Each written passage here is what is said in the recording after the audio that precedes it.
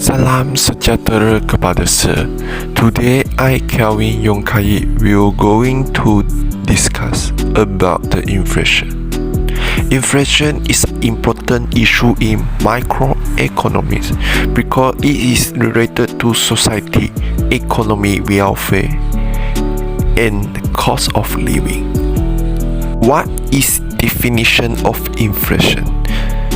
Inflation is characteristic as a rise in a general price level during a specific time period.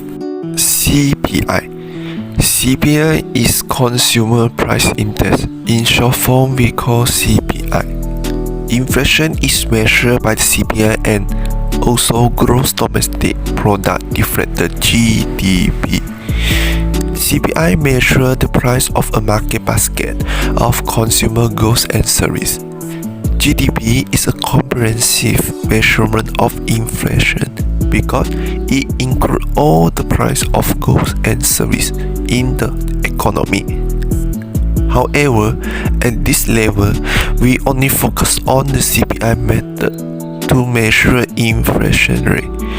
Below is the formula to calculate CPI. Current year of total expenditure divided by year total expenditure multiply 100. The inflation rate is a percentage increase in the total price level. Formula to calculate inflation rate is CPI current year minus CPI base year divide CPI base year. One thing need to take note is the inflation rate cannot more than 4%. Inflation can be divided into three categories: demand pull, cost push, and import inflation. Firstly, demand pull inflation. Demand pull inflation occurs when the aggregate demand keeps rising after the economy reaches full employment.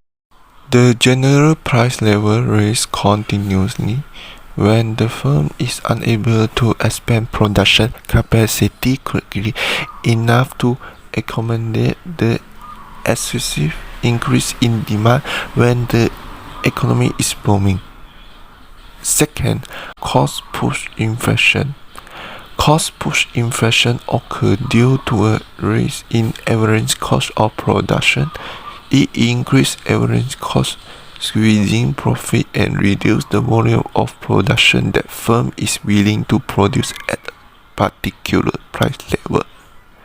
Lastly, import inflation is caused by the rise of imported product price. In general, policy to control inflation can be classified as monetary policy, fiscal policy, and price control policy, or we say controlling price and wages. With the monetary policy, it is the measure carried out by the central bank to influence economic activity through its control over the money supply and interest rate. Fiscal policy. Government can raise the taxes and reduce the government spending to control the inflation. Controlling price policy. The government implement a price control policy on certain goods, especially essential goods such as rice, sugar, cooking oil, and milk. By setting a maximum price policy for consumer goods, they are classified as control goods. For example, to deal with the increase in food price, the government launches Kedai Raya Satu Malaysia KR1M, which started in the Lembah Krang. KR1M offer items at a lower selling price than the market price. Inflation in Malaysia of the year 2022. Malaysia inflation rate in September 2022 record 4.5%, which is lower than 4.7% in August 2022.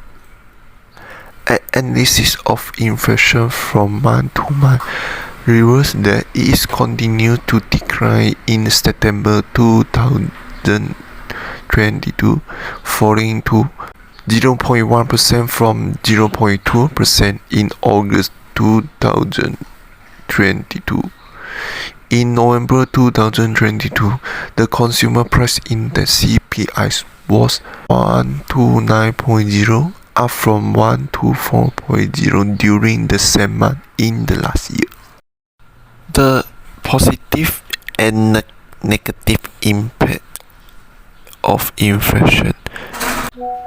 Here, I discuss three positive impact of inflation.